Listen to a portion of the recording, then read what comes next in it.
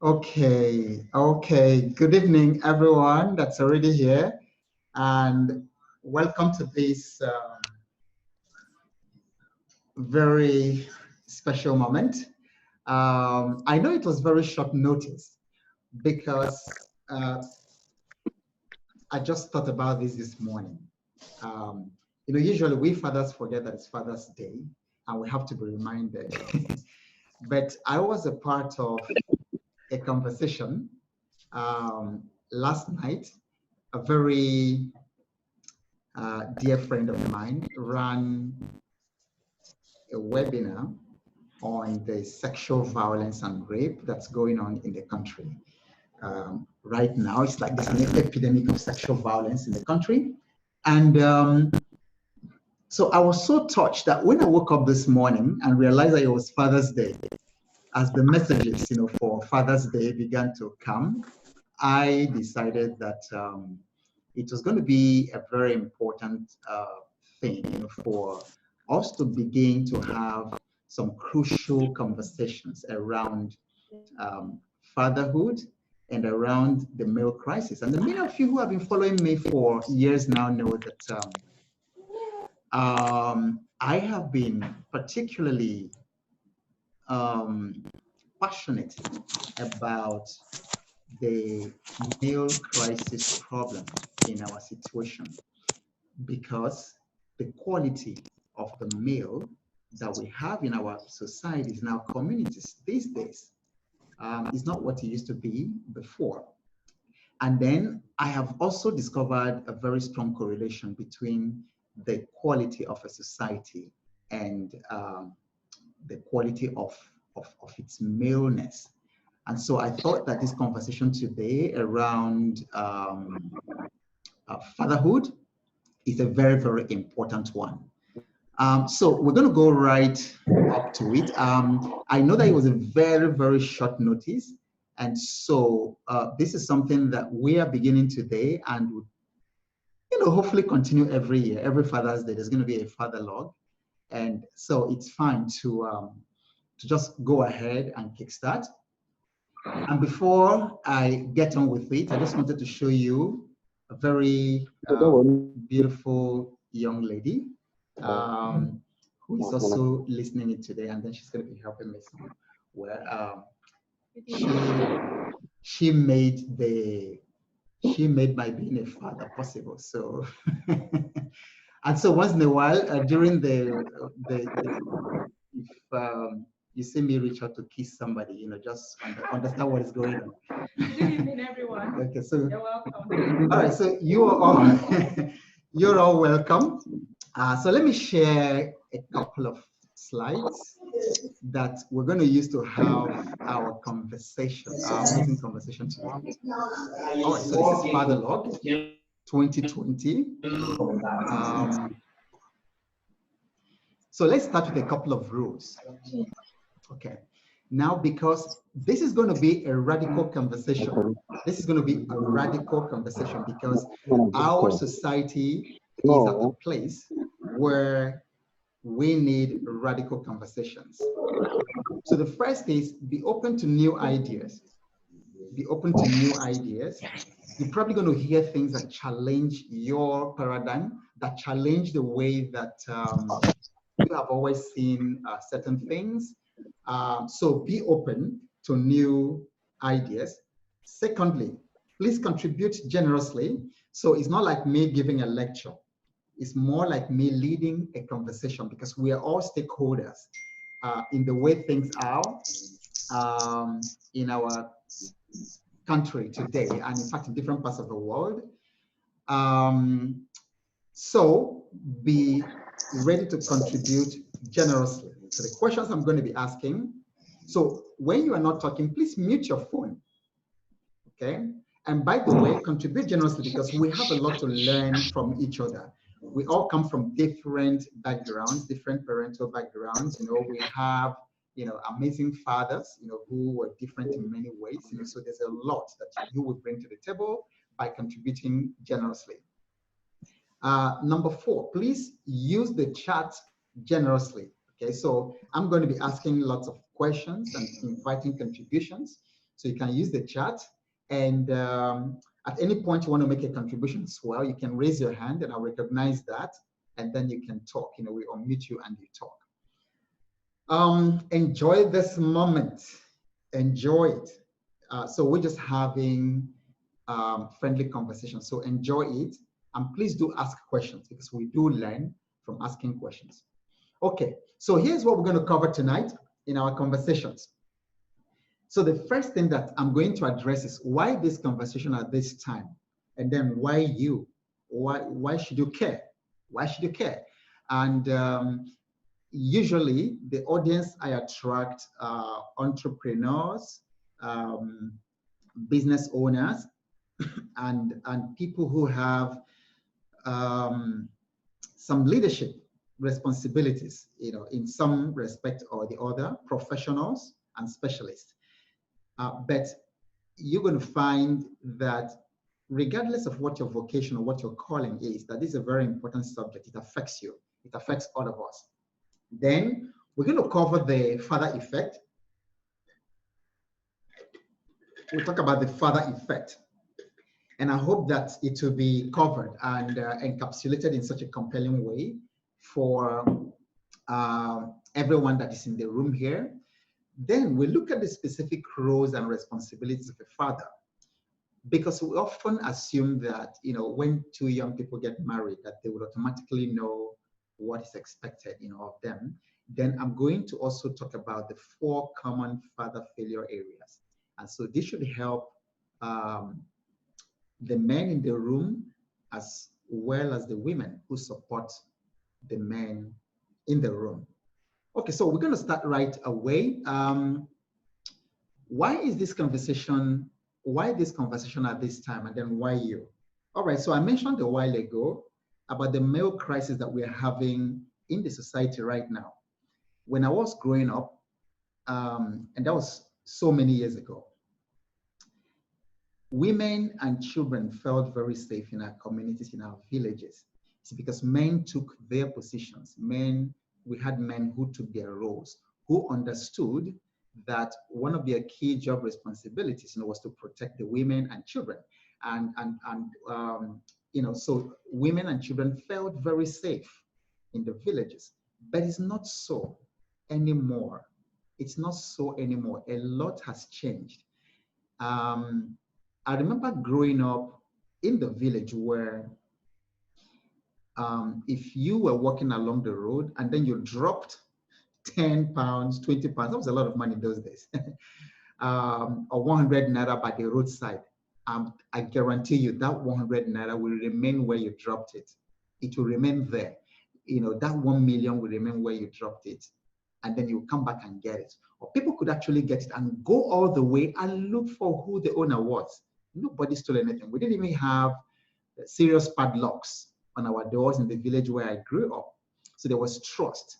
But I think that what has happened is that over the years, when money became enthroned as the god in Nigeria, and then people started worshiping money, and people could go the length to make money by any means, the values in the society began to go down.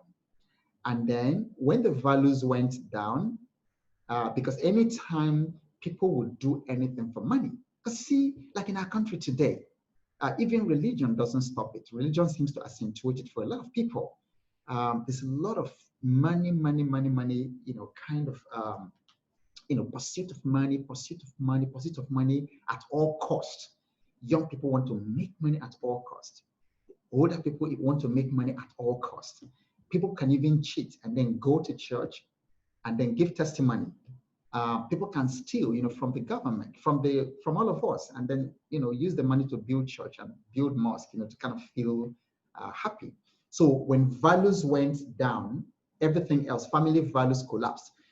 I remember particularly, in those days, in my village, if you remember, there were these motorcycles in those days that they called CD19. There was CD175, and then later CD195 came. There was CD185 and then CD195.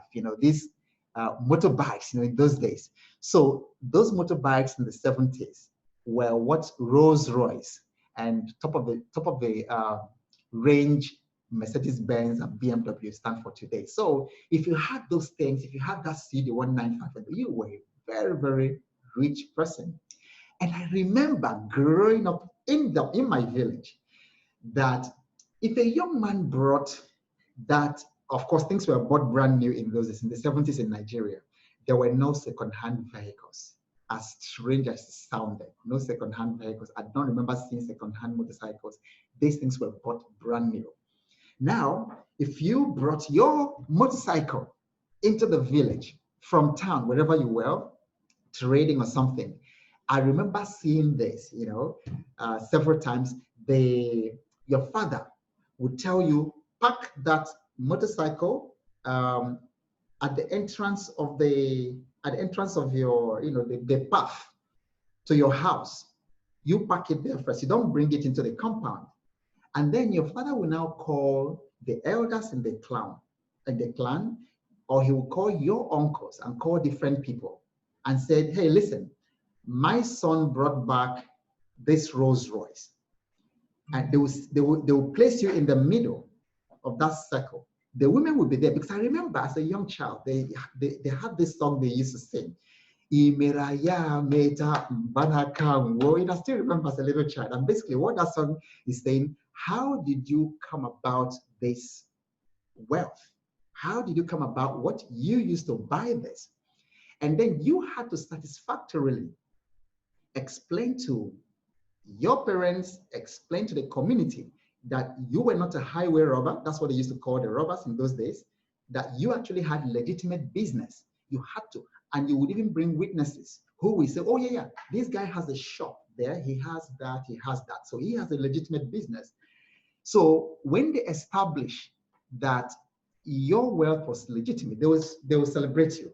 But it's no longer the same today. It's no longer the same today. So you find some fathers today putting pressure on their children. They will say, oh, look at that child, look at that other man. He's your age mate. He's built a house in the village. You haven't built anything. You finish your service, you finish school 3 years ago, 5 years ago. You still don't have a job. The other man is already running international business. So they put pressure on the children. And then over time, the values have collapsed. So right now, people will kill for money. They kill people every day, ritual killings, harvest the parts of their victims to use for money rituals. This is why this conversation is important, because it's not going to be possible for us to build our nation, any nation. And I see my friend and colleague and my brother, from Botswana here, I think a couple of people from different countries. This is the same everywhere in Africa. We've got to recover our values. Why you? Because you are involved. Very, very directly in this. And then you're going to see how everyone here is connected. Okay, so I have been doing a lot of talking by introduction. So it's time for you now to talk and also to put in some responses on the chat. So the first question the first conversation is here. What image or images does the word father bring up or conjure in your mind when you hear father? Please type in the chat very quickly. Go to the chat, everyone. When you hear the word father, what image does it conjure in your mind? Everybody, type in the chat very quickly. Like I said, you have to be generous in order to contribute. Okay. All right, you sent it to me privately, so just make sure when you type in the chat that you're sending it to everyone. So when you hear the word father, what comes to your mind? Everybody, every one of us, type something in the chat. Okay. Provider, what else? Let's go. A mentor. So Andrew says a mentor, protector, and provider. Fantastic. Okay, what else comes to your mind? Sustained. Okay.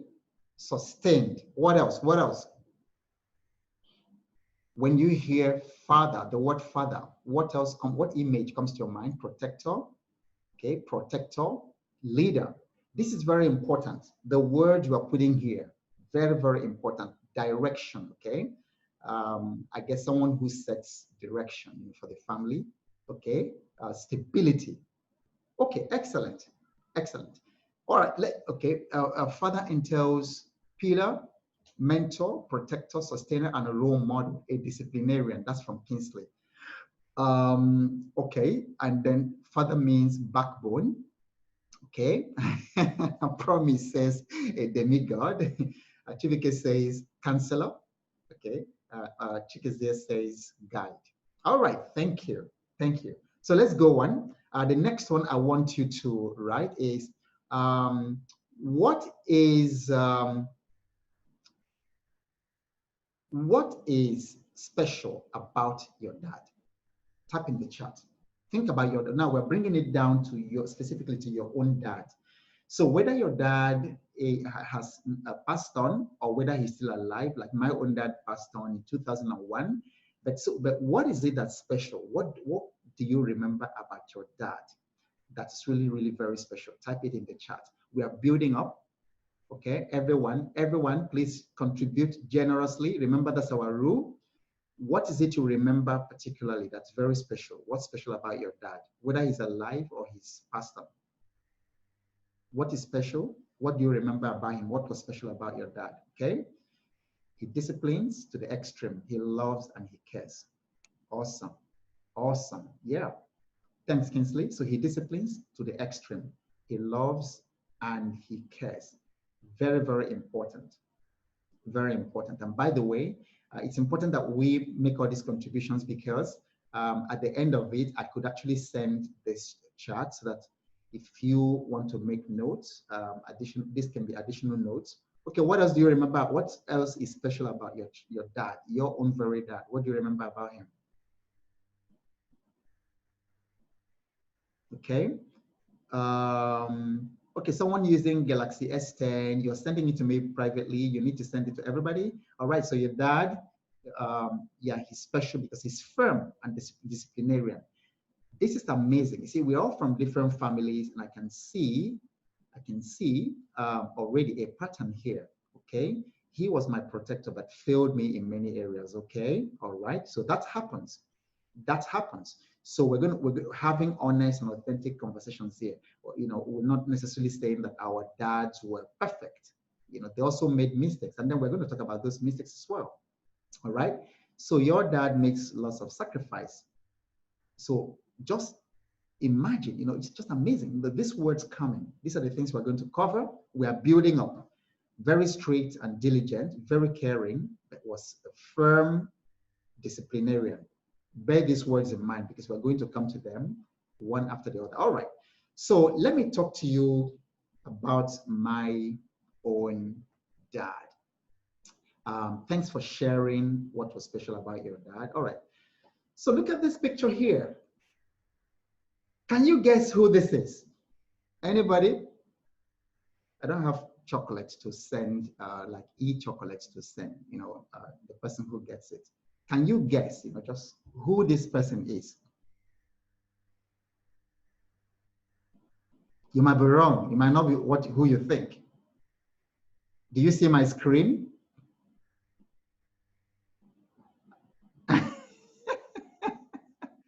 That appeared very easy.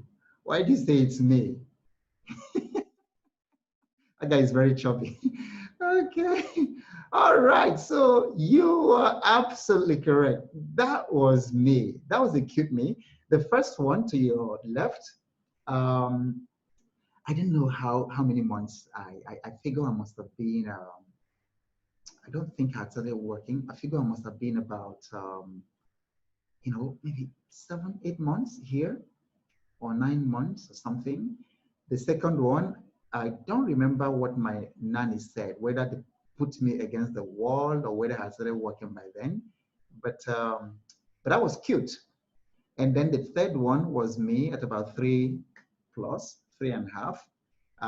By this time, the Nigerian Civil War had started. Okay, so now, so I just want you to imagine this baby you're seeing here. And I also want you to imagine your own baby picture. You know, just imagine yourself when you were a baby 40 years ago, 50 years ago, 30 years ago, 20, 18 years ago. Okay. This baby you see here came out, as, if you like, a clean slate, impressionable in many ways. And the life of this baby depended a lot on this man. Okay, so this was my father. I couldn't locate my new digital album, but this was one of his pictures. Not very clear here, but the man is very clear in my spirit. So this was my father, and this was the man who was responsible in many ways for shaping this child that you see here into who he is today. And so the wise King Solomon said that you train a child in the way that he or she would go. When he grows up, he will not depart from it. So as we go on, I'm going to be telling you a lot, the number of beatings that this man gave me, the number of words. He was a man of very few words, but those few words were very powerful. I went to Federal Government College, Okigwe, and I remember this man. I repeated secondary school because I had started secondary school at a government college, secondary school. And then I took the Federal Common Entrance again, and I passed, and I had to go repeat class 1 all over again at Federal Government College, Okigwe. Now, I worked hard, and of course, all through the time that I went to school, primary, secondary, university, we had no electricity in my village. All the reading I did in my village was done with bush lamp. This man, every evening, without fail, at around 4 or 5 p.m. before it's dark, he always will bring out this bush lamp. Some of them he had, all the way, but he was extremely meticulous in keeping things. He had, there was a particular one mom said that he bought like in the 1950s. It was still there. We were still using it 20-something, 30-something years later when I was in school. And he would bring out the globe. For those of you who know the bush lamp, he particularly cleaned it by himself. He bring out about 5 or 6 of them that we use in different rooms. He would clean it by himself, light it, and everybody would come and take their own. Do you know, ladies and gentlemen, today, I wash my plates in the kitchen, and I wash for my wife, and I wash for the children. It's not a big deal. I wash my plates, I serve the family, I cook for the family. I enjoy going to the market and then making soup, cooking for my family. It came from this man. He served. So he was a typical example of showing that a leader is not really someone who lords it over, and that a father is not a tyrant. He's not an emperor. He's not someone who lords it over. A father serves, cleans the shoes for his wife, cleans shoes for the children, helps them, supports them. How can I help you? How can I support you today? That was my father.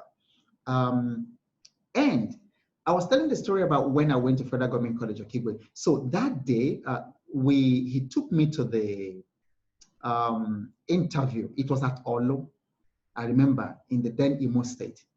You see, my father, when he got me to Olo, he just pushed me into the gate. He said, "My son, you're on your own. You're going to use your head, because I will never give anybody money." So, because I didn't even realize it that way back at that time that people offered money for admission. Some people still do it today. So my father, it's just what you're telling a little boy in a very strange place. I've never been to that place ever in my life, and I was going to meet strange people. But this guy told me, "Son, you are on your own. Put up your best, because I will never give anybody 1 kobo for your admission." And he was like that. Then as I look back, my sons are, kind of grown up big boys now.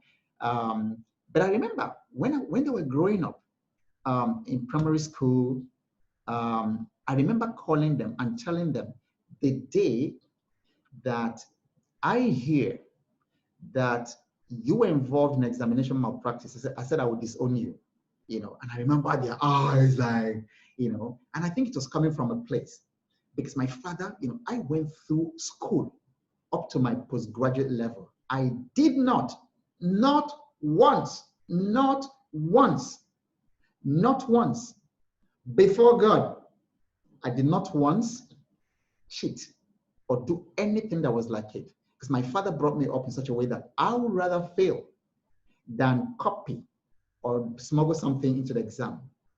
So you see the power of fatherhood. This is now a 54-year-old person, and I'm still recounting what this man did with me 50 years ago. Is very much alive. So I hope you begin to see the power of the father figure. Now, okay, so that's my dad. I want you to go to chat again and tell me what specific lessons. I want you to be as specific as possible, like I shared in my own. Have you learned from your father that only he could have taught you?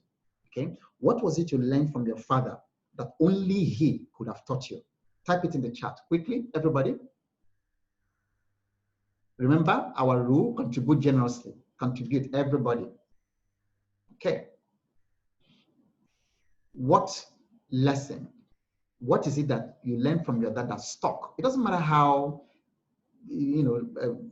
okay, but, I don't want to use bad. It doesn't matter how your dad was, whatever, there's definitely some lesson that you've learned, from him. So come on, everybody, tell me, what's one lesson you learned from your father that stuck?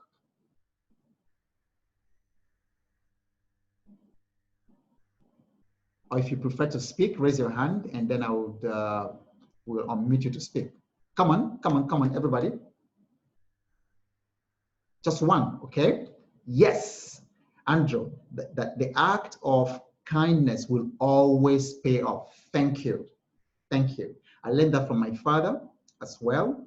Okay, your father really cared and supported the family and supports the family very good. Okay, your dad believed in honesty and the power of education. Great. Okay, let's take one more. Let's take one more. Okay, the art of protection.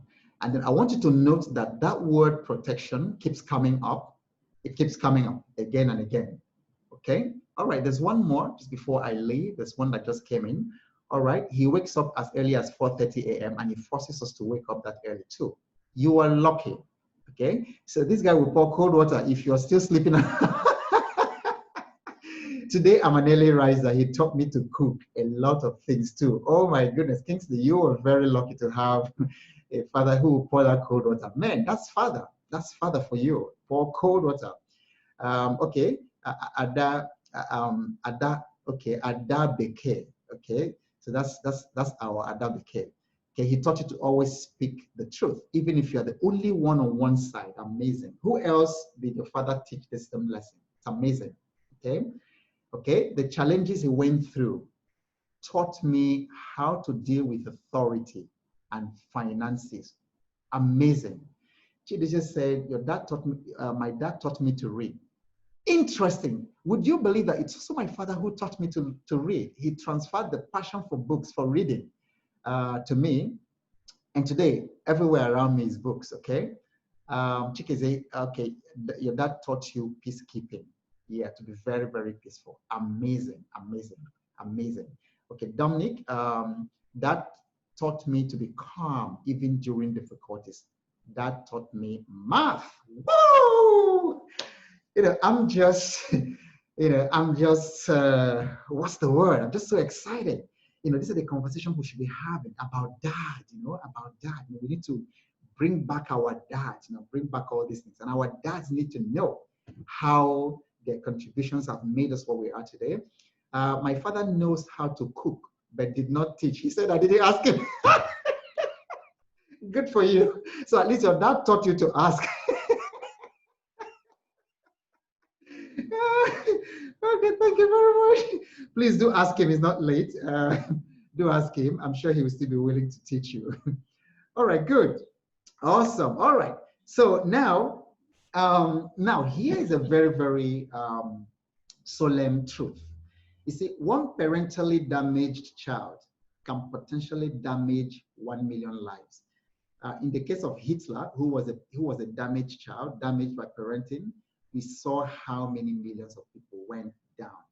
Same thing with Stalin. If you look at all these people who have really had, just done some horrible things, people in Boko Haram killing people all over the place, and terrorists. If you look at, there's damage. There's always damaged parenting.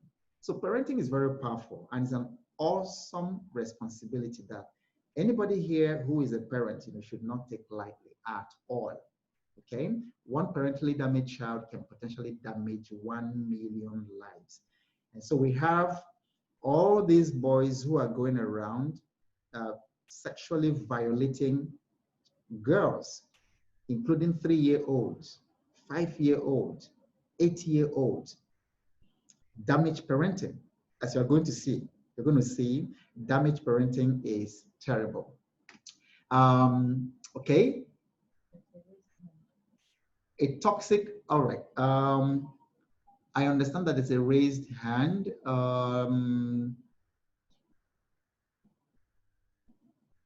Okay, Chikezie, all right. Okay, so Chikezie, yeah, let's hear you. You can unmute. I think I've unmuted you. Okay, Chikezie, you can unmute and then make your contribution. Chikezie, was your hand raised in error? Did I raise hand? Oh, I didn't know. Chikezie, we can't hear you. I didn't raise any hand. Okay, all right. So let's But go all the on same and thing. then until you're able to. I have the floor. Let me speak. All right. So a toxic home is a toxic home environment is the root of all societal problems. You can dig into this. When the home is very, very toxic, children grew up, with difficult self-esteem. But we're going to see how we can deal with that. Okay, I asked some of you to, not some of you, all of you to submit pictures, of your dads, and I got this one. So this is my friend, and his name is Taiwo Ayedum. He and his wife, Jamila, that you see on the right, are the founders of Credit Registry, which is the top credit bureau #1 in Nigeria. Just amazing, amazing couple. So you can see that Tayo by the left carrying all those ones, all these big boys, and the girl that you see in the picture. And so I'm going to use this to introduce us to the father effect. Okay, this is really beautiful, isn't it? It's a beautiful family. So I've met the big boy. I haven't met Jamila's girl yet.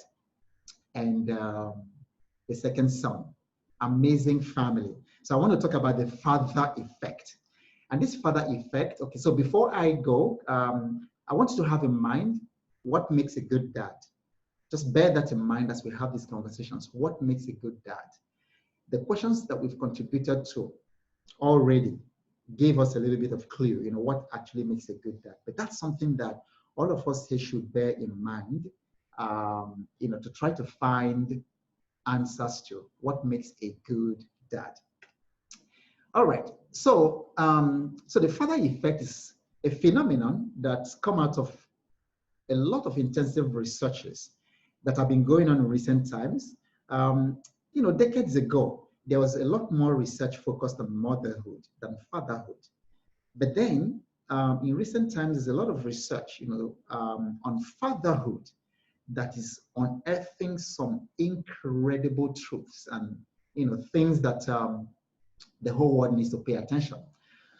So part of this research, okay, and the source for this information is fatherly.com. I put it there for some of you who might want to request the slide. So number one is what we call epigenetics. You see, before now, the epigenetics in summary, before now, it was thought that inheritance was basically through the DNA. Okay, and that's how traits and behaviors and things like that, were inherited. But in recent times, researchers have found out that there is, what we call a non-DNA inheritance, non-cellular, or whether it's actually cellular inheritance, where things can actually pass from dad to children or mom to children in a non-DNA way. It's amazing. All right. So epigenetics basically says that a child can be influenced by the lifestyle choices and environment, and then other outside factors that are outside of the DNA. Now, studies suggest that men who binge drink before conception are more likely to have kids with congenital heart diseases, who also abuse alcohol. So parents who abuse alcohol are likely to have children who have heart problems and who also in turn would abuse alcohol. That's epigenetics. The food you eat as a man also affects the pregnancy. I need to read up the negative pregnancy outcomes. It's a specific medical term. Is there any medical person in the chat room? It's a specific medical term, which I think I need to check up a little bit more. But basically, we're saying that the food that a man eats can affect the life, the outcome of the child that is produced. So there's this, so it's called father effect, in literature. But let me sort of bring it down to a conversation level. So they say that children with engaged fathers, okay, that's fathers who are present, and also father figures or role models, male role models, they are less likely to, number one, drop out of school. They are less likely to wind up in jail. Children with fathers and good father figures who are engaged are less likely to have sex at a young age. And they also tend to avoid other high-risk behaviors. This is pure research over the years, okay? This is pure research over the years, and it's called the father effect. And this is why I encourage single mothers, single moms in the room, and then single mom friends, that it is very helpful to expose the children to some male influence, okay? I know it's very tricky, and sometimes it's really very difficult, for a single mom to find like which kind of man, an uncle, colleague, neighbor, or something, somebody in church or in mosque or something, who can actually provide that male role modeling, and especially for boys, the mother has a role to play, but there is a father effect which mom cannot give. There is a father effect which mom cannot give. So, and then the second one is the more likelies. So children who have engaged father or father figure or male role models, they are more likely to have high-paying jobs or to start great businesses. They are more likely to, they themselves to have healthy, stable marriages when they grow up, not just marriages, relationship with co-workers, because one of the things that the father effect, one of the strongest father effect is the confidence. Okay, father brings confidence. If you really have an engaged father, one of the things he gives to the girl, to the daughter, and to the son is confidence. And if you look at whether he's getting high-paying jobs or having stable relationships, so if a child grows up not confident, all those things, just kind of collapse. Okay, children, and I like this particular one, the fourth one, children that have engaged fathers, okay, tend to endure fewer psychological problems throughout their lives. So you see, good parenting, good fatherhood is a very, very strong advantage. It's an unfair advantage, if you like, that it gives to a child when a child really has a father who has, who had his back or her back when she was growing up. It's literally like a ticket through the rest of life to be confident. I remember the words my father would come and tell me, things like, look, there's nothing you want to do that you can't do. And imagine pumping that in the mind of, a 2, 3, 4, 5-year-old all the time. And dad will say, listen, anywhere you want to go, any level you want to go in your academics, I am behind you. I'm going to get your back, and I heard it all the time. And then he exposed me to these 2 particular books. One particular book, it was volumes 1 and 2 that my father made me read. It was called Makers of Civilization Volume 1 and Makers of Civilization Volume 2. My goodness, that taught me to read. And then I started reading that book from right around age 8. I started reading fairly early in those days, right around age 7, 8. And I took the Makers of Civilization and I read, it was just short biographies of inventors, of explorers, of men and women of science, of geography, of engineering. Leonardo da Vinci, Vasco da Gama. Unfortunately, there weren't too many Africans, in that book. But I understand it was actually written by a Ghanaian, because I've been looking for that book everywhere for many years now. I've never found it. Makers of Civilization. So you see, when you have a father who is present, it confers on you, or if you're a father and you're really present for the children, they endure fewer psychological problems. They have higher adversity quotient. You find so many kids today taking their lives. Very little thing, just very small thing. A young girl some years ago, just because her boyfriend, I understand, ditched her, she went and drank acid. But you see, so this is the father effect you can endure, because this world is tough. It's tough. And this is what the father brings to the table. You see, our mothers are amazing. They bring a lot to the table in terms of nurturing, in terms of care. But there's a roughness. There's a certain measure of roughness that a father brings. So mom is telling our son, sorry, you'll be okay. I tell him, just, my friend, get off your butt. You're not the first person to have fever. Get off your butt and then go do something, because they watch me. Anytime I don't fall sick, but there were times, I had a cold, or I started having something like fever that showed like it was going to be malaria. My children will watch me in the house as I put up my jogging shoes and go run around the estate several times, and I come back sweating and I kill the malaria. So when I see them lying down there, oh, I'm not feeling well, my friend, get up. But it's the mom we tend to, okay, you'll be okay, let's take a sponge, let's do this, okay, you'll be okay, and all that. See, but dad brings that measure of toughness, because the truth is, life is tough.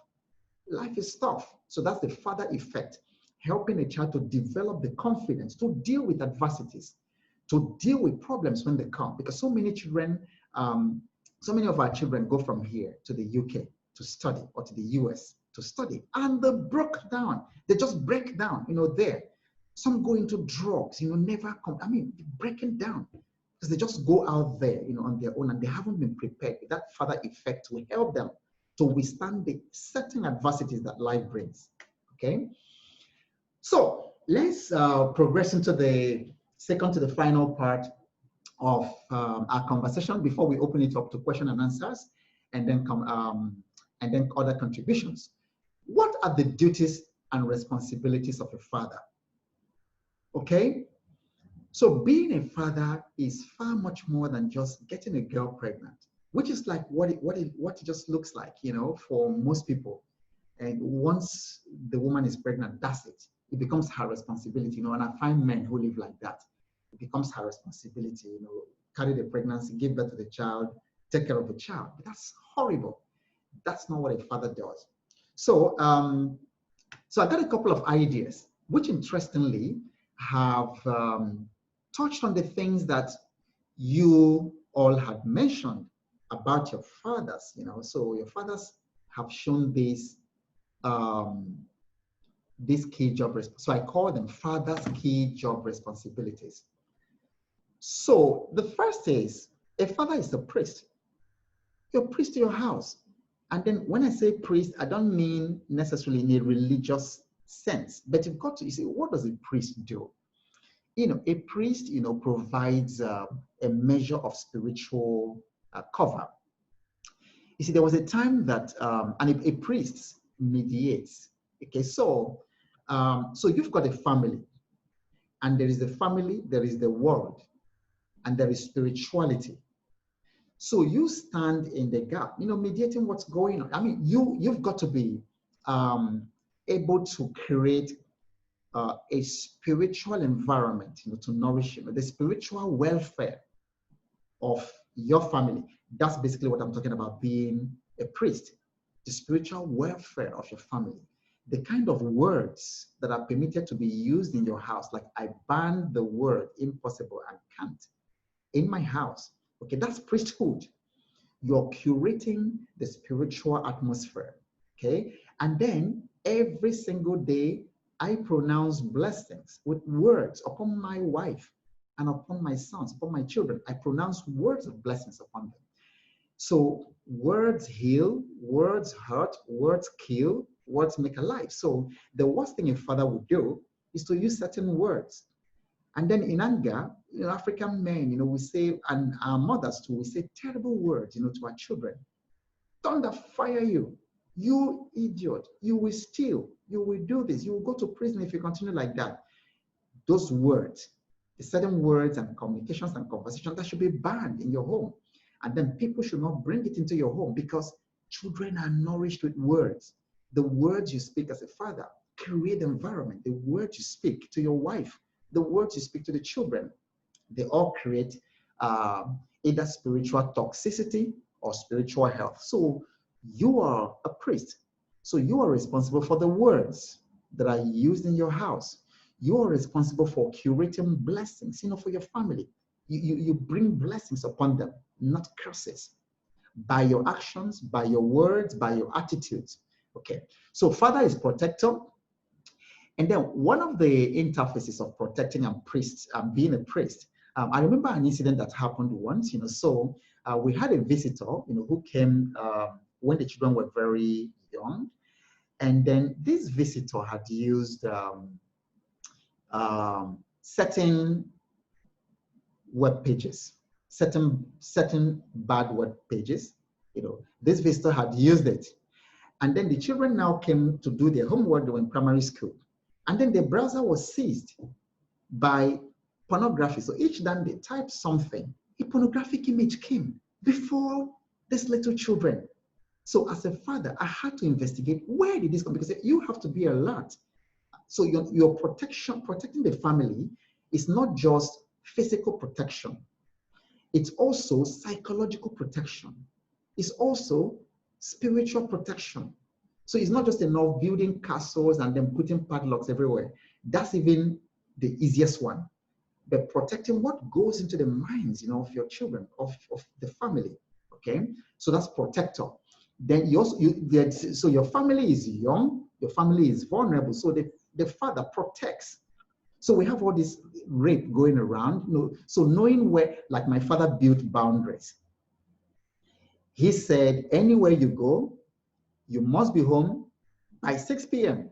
God save you if you come home by 5 minutes past 6 without some very, very serious explanation. And so as a protector, because these things are happening, you are aware about where you should let your child go alone and where that child should not go alone, alone. And so if they are going for party, I drop them. So one of them wanted to watch when he was much younger, wanted to watch a particular movie. I went with him to watch it. To, just being present, okay? Provider is essential. It is possible that in the world that we live in and the current economy, that a dad might lose his job. You see, but you don't want to remain, you still make effort, So I have great men, great friends, who haven't had jobs, but they are making effort. The worst thing is that a dad has lost his job or is not doing well financially, and then he stays in the house and sleeps till 10 a.m., 12 noon, creating problems for his wife and for everybody. You got to be out there, okay? And then the important thing is about, your children are watching every move. And the way you solve problems and you respond to stress is likely going to affect the way they eventually will respond to stress as they grow up. Your provider, Father is a pacer. What is a pacer? Somebody who you craft the vision. Of course, you craft the vision with when we sit in my house to craft, we say, what is the next 5 years going to be like for this family? Where do we want this family to be in the next 5 years? Where do we want this family to be in the next 10 years? And then we all reverse engineer, okay? And I have meetings, one-on-one meetings with my sons, and I'm asking them, about the future. I'm asking them the question, what's the next 5 years? Let's walk through it together, okay? What's the next 10 years like for you? And then we walk through that together. So you're the pacer in the house. I remember a young woman, somebody went to propose to her, and she asked this guy, what is your vision? And the guy went mute. There's nothing more tragic than a man who doesn't have a vision, a clear vision for his family. Where are you taking your family? What is your family about? You don't just get married, produce children, and then walk in, walk out. Solomon Grundy, born on Monday, christened on Tuesday, fell sick on, I don't know how to say it, and then Solomon Grundy died, and was it Sunday night he died, and said that was the story. And you don't want to live your life like that. There must be a vision, a purpose that you started a family. Now, a father's key job responsibility is also to be a practitioner. Who is a practitioner? You're practicing the principles you're teaching. The children know you not as a theorist. They know you as someone who actually goes out and makes things happen. You go out to hunt, you bring something back in the bag. Not stories, but you bring things in the bag. You got to be a practitioner. They've got to see you practice every facet of your life. Practice spiritually, practice in the relationship area, practice in making honest living, practice in reading, because children respond a lot more to what they see you do, what you're doing now, what you tell them. And the truth is that you can't fool children. You can't fool them. If you want your children to read, to be readers, you yourself must read. You can't just tell them read. But the thing is that if you are a reader, you won't even need to tell them to read. They just read. They just read. So often they wake up, they see me reading. They go to bed, they'll see me reading, and then all around me is books. Nobody tells them that they need to read. They just read. I'm like, my children read. So you've got to be a practitioner, not this kind of man who says, do as I say, not as I do. That is a no-no, okay? And then finally, key job responsibility of the father, which you've all touched upon, is he's a principle builder. You set the values for the family. You sit down and say, what are the values? What do we hold dear? What are the values? What are the boundaries in this family? What do we stand for? What must we never do? What are our boundaries? And so we have boundaries, and the father talks about it. I got married at 30 as a chaste person, never known a girl or a woman.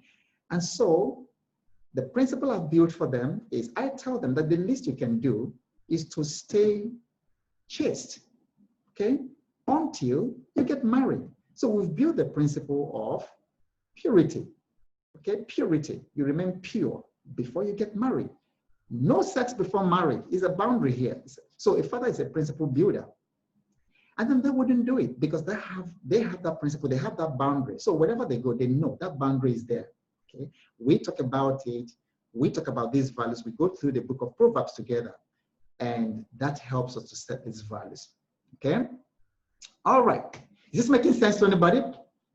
All right. So let me make some specific comments. One is that what I've discovered is that one of the best gifts a dad can give his children is to love and respect their mother, and this is also vice versa. The worst thing you will do, see, you are insulting your wife, you are demeaning her before the children. You are killing yourself, you're killing those children. You're not setting a good example to them, okay? So you see, your little boy sees you bullying the mother, being very harsh and unkind to her. He goes to his primary school and he starts doing it. He starts bullying other people. He got it from you. So the best gift, that a dad may give his children is not money, it's not paying school fees, it's just love and respect their mother. When they see that, that's a huge gift. It gives them a lot of confidence and security. Because if you're terrorizing their mother in the house, you start building the child's insecurity. If you're unkind in your words and you're quarreling every time and you're, doing that before the children, you're not helping the children at all. You're not being a good father. The same thing with the mother. For the moms in the house as well, it's the same thing. The worst thing you can ever do to your children is to insult their father, whether the man is there or not. Caustic statements you make, whether the man is there or not, they're with you in the kitchen, you just make some caustic remarks. You're killing the future of those children. Don't do it. The other one is a father must ask his children questions that no one else alive can ask them, not even their mother. So there are questions that, when I sit with my son, I know the questions I ask them that no other human being on earth, can ask them. To ask them that question, okay? My precious second son were driving out the other day together, and I said, well, you're 20, you're going to be 21. What should a 21-year-old be thinking, be doing, be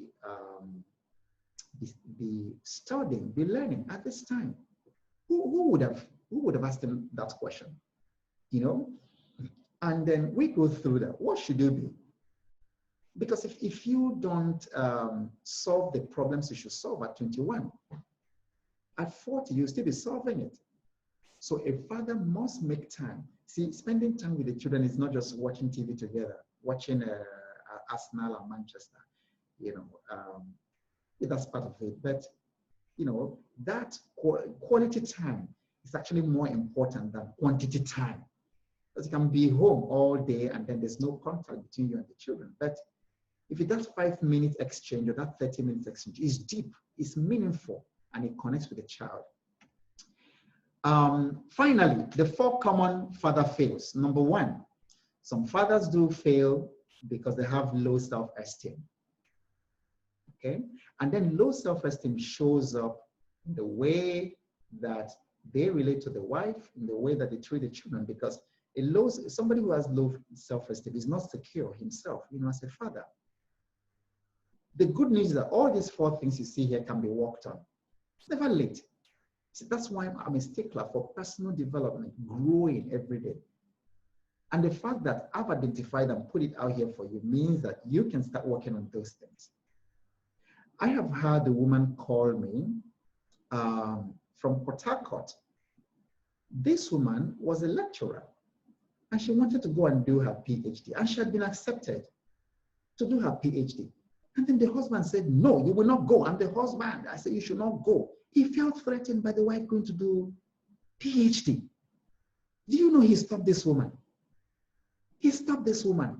And these are signs of low self-esteem in men. It's terrible when it's in a father. Because you become so insecure that you think you're competing, with your wife and even with the children. You go out there, you don't have confidence. So you come home, you take it out on the family. The second common father fail, which I already mentioned, is lack of vision. Every father must communicate clearly where the family is going, okay? And clearly with each child. Where is this heading? And then see ahead. And then, because one of the things that a father does is to set up the child for success. Set them up, for success. Okay, so this is school that my sons have all gone through. When I heard about it, I had to travel to that country and then go check out the school and then began to, how do we set them up for success? And it never stops. It never stops because they just graduated from the university. You've got to set them up for success. Spiritually, you've got to set them up for success. Financially, you've got to set them up to succeed in their relationships, in their marriage. You've got to set them up to succeed in the impact and influence that they create in the world. Okay? The other one is low adversity quotient. This shows up when some fathers, experience adversity. They lose their job or something happens and they just can't recover. You know, there are people who lost their jobs 20 years ago. They still haven't recovered. They're still talking about it, still bitter. And I meet men like that. They're still talking about something that they haven't gotten over because they have low adversity quotient. And it's important that you raise your adversity quotient. Basically, your adversity quotient, just like your so-called IQ or your emotional quotient, is basically, you know, to what degree, how well you handle adversity. Because adversity is a fact of life and it's going to come. When adversity comes, it's not your wife, the mother that you're going to put face in front, you know, like our friends in Ibadan. Armed robbers came to attack them. The man went and hid in the wardrobe. It was the wife who now went to meet the armed robbers. Anyway, that's funny. I thought that was funny.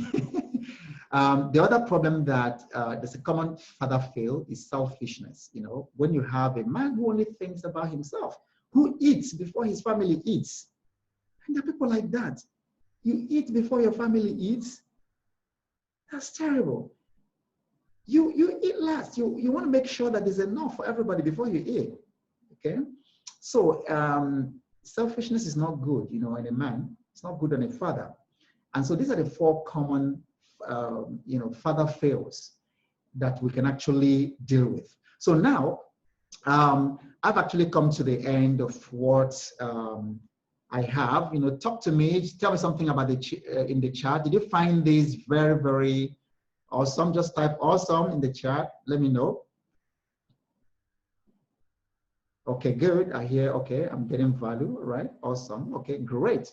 Great. Type in the chat. Has this been helpful? Has this been helpful to you in any way? Okay, waiting for the type. All right, awesome. Okay, good. Awesome, excellent. Okay, amazing.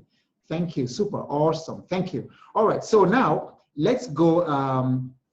We have, this was actually supposed to be 90 minutes. We've done 70 minutes. So we have another 15 to 20 minutes that we can use to take questions and then also use to take your own contributions on these conversations. And also your suggestions and your ideas, you know, how can we expand this conversation?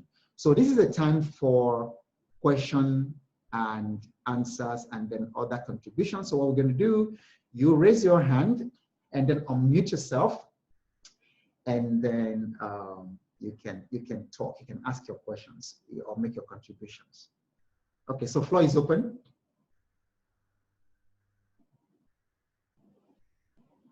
Floor is open. You can raise your hand or you can type your question in the chat if you, all right? Okay, so there's one from Ruth. So she says, how can we build reading culture in our children? All right, so I would like someone else to weigh on this, you know, who has done this? What's your experience, you know, in your house about reading culture? Anyone? Okay, would anybody want to speak to the reading culture? How are you succeeding or struggling with building reading culture with your children?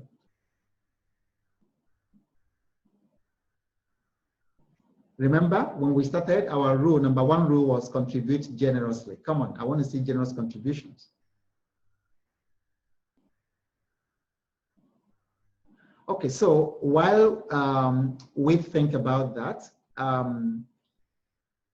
one of the things recently, you know, I placed a very crazy challenge on social media, and then it scattered the whole place because people, you know, couldn't fathom how they could do that challenge. But it's truly what we've done. We've done it, and anybody can do it. But it sounds really very far out, what's the word? Far stretched for so many people. Because in that challenge, I don't know how many of you, oops, sorry. I don't know how many of you saw it. I said that I dare you to sell your TV and buy a library. And then you come back to me in 1 year time and tell me that you didn't triple your income. Did anybody, who saw that challenge? Okay, if you saw it, type in the chat, let me know. Okay, who saw that challenge? Okay, All right, you saw the challenge. All right.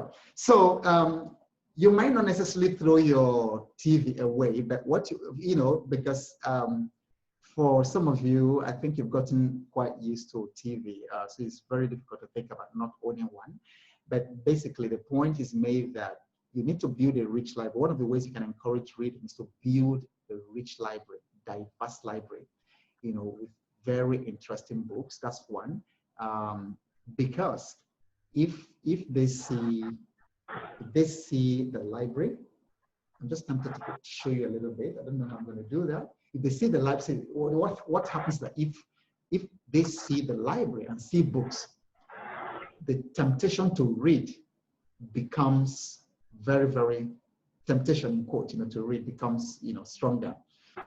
Number two, you read yourself, read, and also find time to read together as a family. We started reading Shakespeare recently. We haven't finished. We started with Hamlet. And so our sons are in different parts of the world, you know, so we're all connecting on Zoom, and then we read Hamlet. And that's amazing, you know, just enjoying books together. So somebody said something about that TV was enjoyment, you know, that not owning TV means that they wouldn't enjoy. And I said, you have no idea the kind of enjoyment you get when you and your children spend time reading a book together. And then sometimes, you know, we are 5 in the family. For one book, we did 4, the John Maxwell's book, what's it called? The Best I Can Be. And then everybody gets a copy. Everybody gets a copy, you know, and then we sit down, we read it together and draw lessons. It's just amazing. So love it yourself, start it, you and your husband, Ruth, and build very beautiful library. Take them to bookstores. Take them to bookstores, show genuine interest, read together, and then it will catch on. There's a question from Ogbo. Okay, another question. We need deeper conversations to be able to tackle unhealed wounds. Okay, all right. So there's a comment. Medicon says, we need deeper conversations to be able to take unhealed wounds. To tackle, okay, unhealed wounds. Okay, that's a comment, not a question. I agree with you. The next one is a question. How can you convince a child who was sexually abused that there are other nice people from the opposite sex? This is a tough one. This is a tough one. Okay, anybody wants to speak to that? I need contributions. Anybody want to speak to that? That's a very powerful, good question. How can you convince a child, you know, who was sexually abused that there are other nice people from the opposite sex?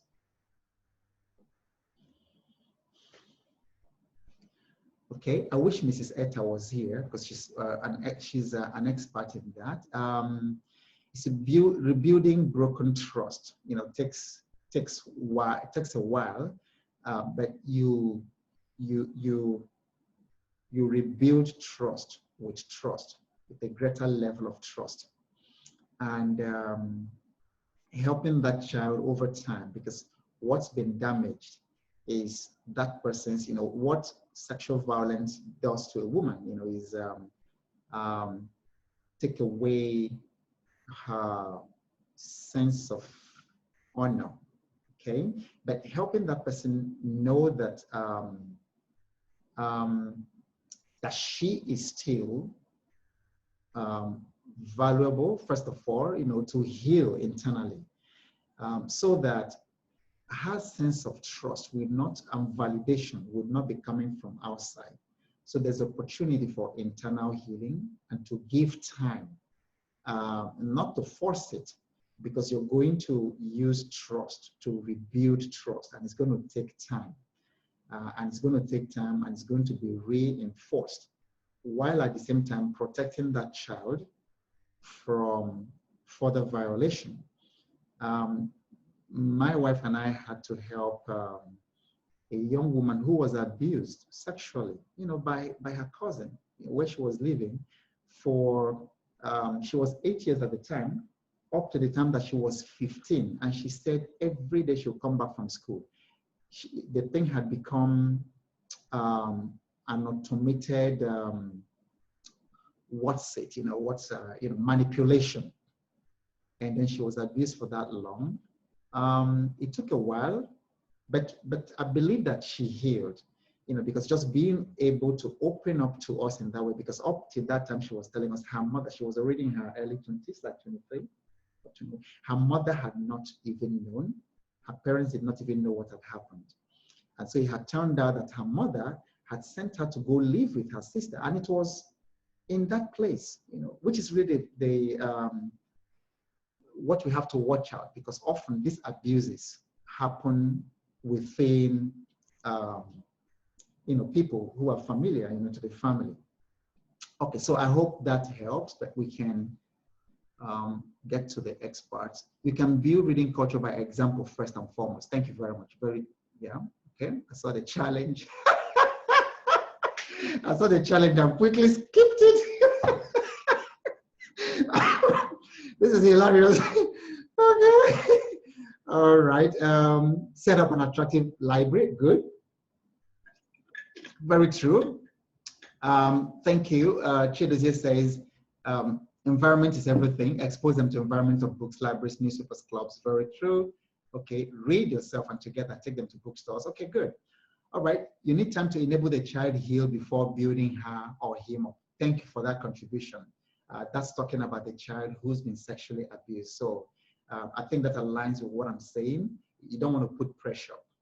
Let the child heal naturally while you continue to provide trust and provide recovery. Recovery. Okay, showing much love to the child and reassuring him or her. Okay, thank you very much for speaking to that. Okay, so any other contribution or question? Maybe we'll just take one more before we round it off today. Any contribution? Does anybody want to share his or her voice? You want to raise your hand and speak or something? Is there a raised hand? Can I say something? There's a raised hand. Okay, Andrew unmuted. Okay, Andrew, did you want to share? Yes. Yes. Good evening, everyone. Okay, so there's a question here. All right, so we can take this and then we can round off. How can you help a young person whose father has failed and himself is already on the wrong path? How old is that young person you're talking about? Just type it in the chat. How young is the person?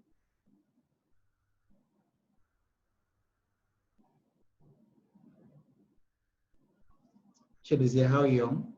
Have you typed it? All right, so let me just answer. If you're, I'm not sure. Okay, late 20s, all right? Okay, so why I was asking how young is that if a child is still fairly young, 10 years, teenage years and things like that, because we've actually done that for many children, okay? So we had a child, we took him as a teenager, and for many years, we completely rebuilt her, her self-esteem. She grew up into, she lived with us. So she grew up into a confident and successful young woman. And then we have, we also have two from another country that we've kind of adopted and that we also help him, because every child that is struggling out there has some measure of damaged parenting. And so you can take a child in, but if somebody is in their 20s or something, a father figure kind of mentorship would always be very, very helpful. Very, very helpful. I can't emphasize the importance of mentorship enough. I cannot emphasize it. I have mentors and I also hire coaches as I am. I don't remember any time I have been without a mentor for a long time. And I hire coaches. Literally, and I pay a lot more for coaches and for books than I pay for our food and entertainment in the house every single year. So mentorship helps. And mentorship is basically life on life, all right? So if I'm mentoring someone, there is no holds, but it's authentic. So you don't, if somebody is struggling with, I've mentored people who are struggling with their sexuality, and I open my own authenticity and also talk about my sexuality struggles. And I also have these conversations with my children. I tell them about my struggle with pornography, what it did to me, because that's another thing that is destroying so many fathers today and their boys. And that's probably another conversation we'll have at another time. And if you think we should have that conversation, just type yes in the chat. Let me just make sure. But I think porn is destroying a lot of men because King Solomon says that, I quote King Solomon a lot because the guy was very wise. He said that that a prostitute turns a man to a loaf of bread. And of course, prostitutes include pornography. Okay, he said that it turns a man to a loaf of bread. So people have come to me for help in that area. And I share with them how I struggled, how I failed.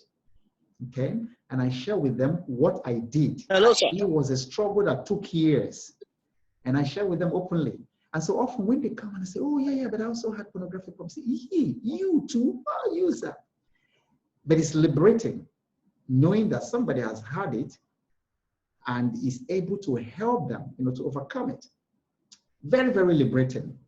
And then when I share that with my sons, it's some kind of inoculation so that they don't even have to get there in the first instance, because the one I have had is enough. Because you have to learn, you can learn from the mistakes of other people. You don't have to go try to do it to learn yourself. So mentorship is the answer for virtually everyone, because there's so many people out there, so many kids out there who are damaged by toxic parenting. Parenting is just a big, big challenge. We overlook the importance of parenting. Every child really, out there has suffered, negative parenting, but those who are doing very well have had positive parenting.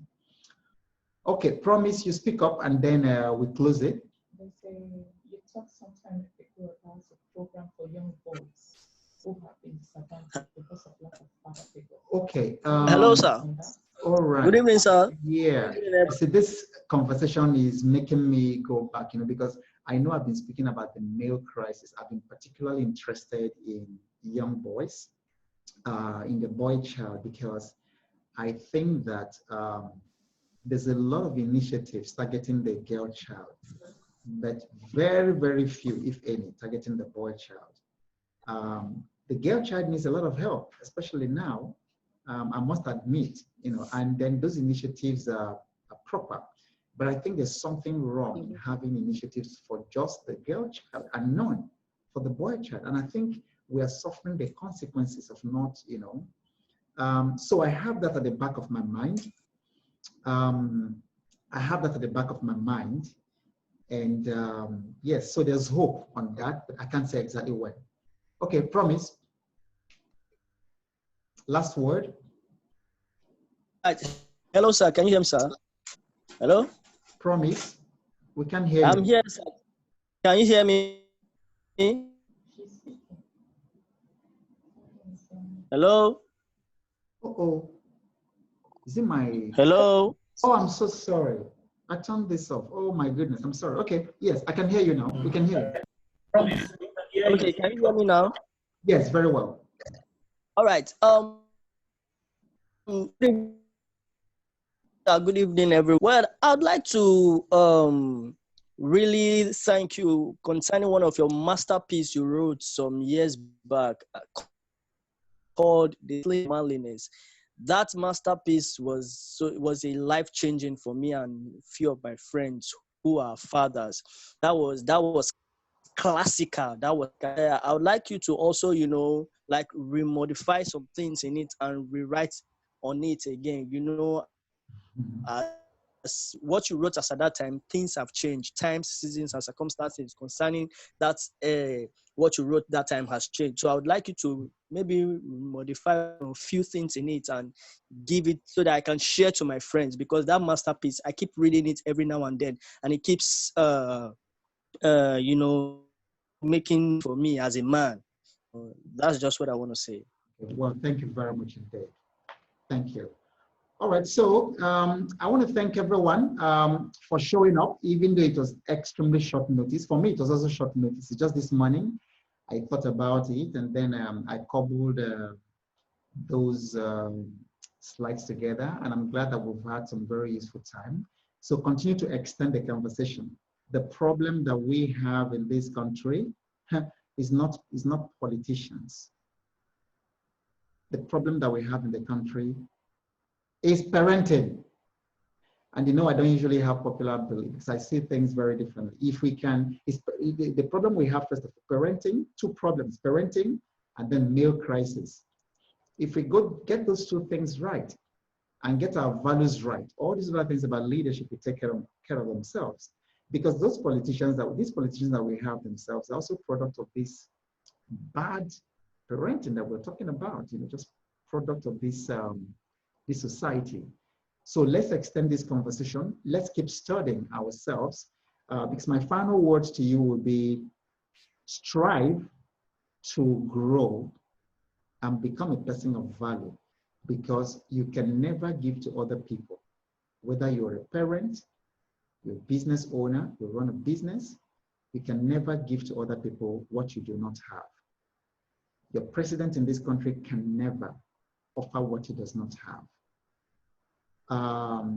No leader can offer what he does not have. And if you're here and then you run a business, you know, my own passion is for business owners. That's my work. I work with entrepreneurs and business owners. It's particularly important to you. You cannot give what you don't have. Usually, when I go to work with my business clients, I spend the very first significant chunk of time dealing with the issues of leadership and self-growth, because no company can exceed the wisdom and the strength of the leaders. No company can, you see, your company cannot exceed who you are. You become a bottleneck, how much you know and how the kind of person you are and the kind of values within you and the way you think become the bottleneck and the ceiling to your business. It's something in your relationships, it's something in your finances. Therefore, the most important investment that I would encourage you to leave this place and begin to make the investment in yourself. And keep showing up, because you have no idea what's coming your way next now.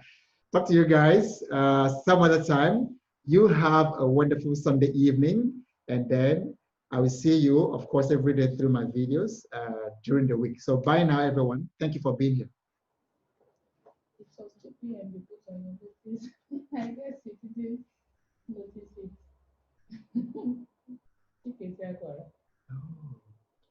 You just put it